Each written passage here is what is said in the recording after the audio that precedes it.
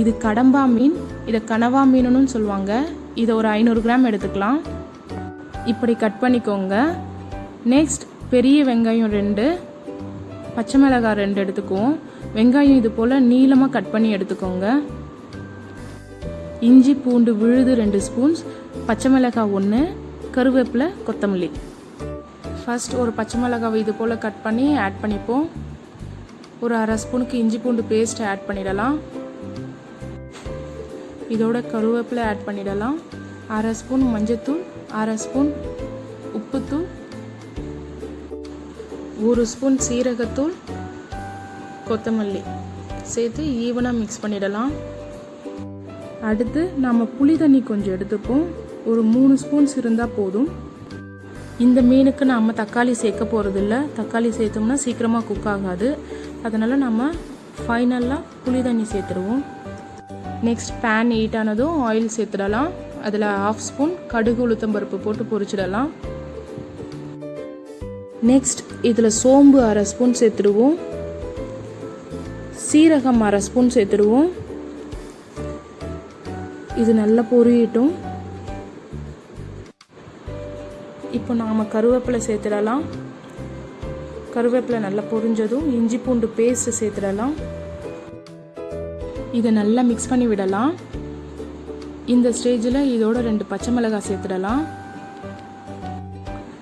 பச்சை மிளகாய் நல்லா பொரிஞ்சதும் அரை ஸ்பூன் மஞ்சத்தூள் சேர்த்துடுவோம். இந்த மிக்ஸ் நல்லா கோல்டன் ப்ரௌன் ஆகிற வரை நம்ம கலந்து விட்டுடலாம். ஓகே, இந்த ஸ்டேஜில் நம்ம நீளமாக நறுக்கி வச்சுருக்க வெங்காயம் ஆட் பண்ணிடலாம். வெங்காயம் இது போல் நீளமாக கட் பண்ணி எடுத்துக்கோங்க. இது ஒரு டிஃப்ரெண்ட் டேஸ்ட் நமக்கு கிடைக்கும். சரி, இப்போ இதை நம்ம நல்லா கலந்து விடுவோம். இது கூட அரை ஸ்பூன் உப்பு சேர்த்துடுங்க.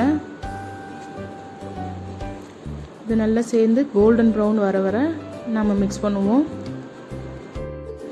ஸோ இது ரொம்ப சாஃப்ட் டைப்பு ஃபிஷ் வெரைட்டி. இதை நம்ம அதிக நேரம் குக் பண்ண வேண்டியதில்லை. 10 மினிட்ஸே போதும்.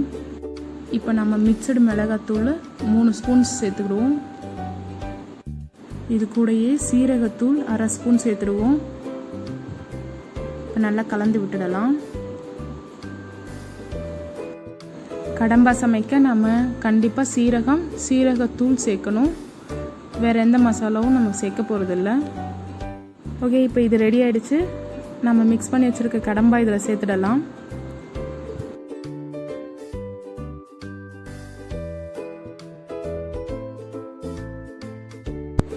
இது அப்படியே கலந்து விட்டுட்டு இதில் கொஞ்சமாக வாட்டர் ஆட் பண்ணிடலாம். ரொம்ப கொஞ்சமாக பண்ணுங்கள். இது நார்மலாக இறால் சமைக்கிற போல தான், ஓவர் குக் பண்ண வேண்டாம்.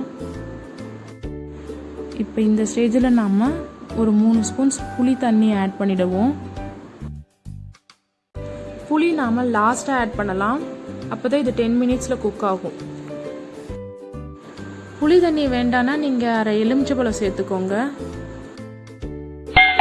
ஸோ இந்த ஃபிஷ்ஷு ப்ரான் போல தான், ஓவர் குக் பண்ண வேண்டியதில்லை. இது நல்லா சாஃப்டாக இருக்குது. ஸோ இப்போ கரெக்டாக இருக்குது. நாம் இதை கொஞ்சம் மிக்ஸ் பண்ணிவிட்டு ஆஃப் பண்ணிடலாம். இது ரொம்ப ஈஸி மெத்தட். இதை கண்டிப்பாக நீங்கள் ட்ரை பண்ணுங்கள்.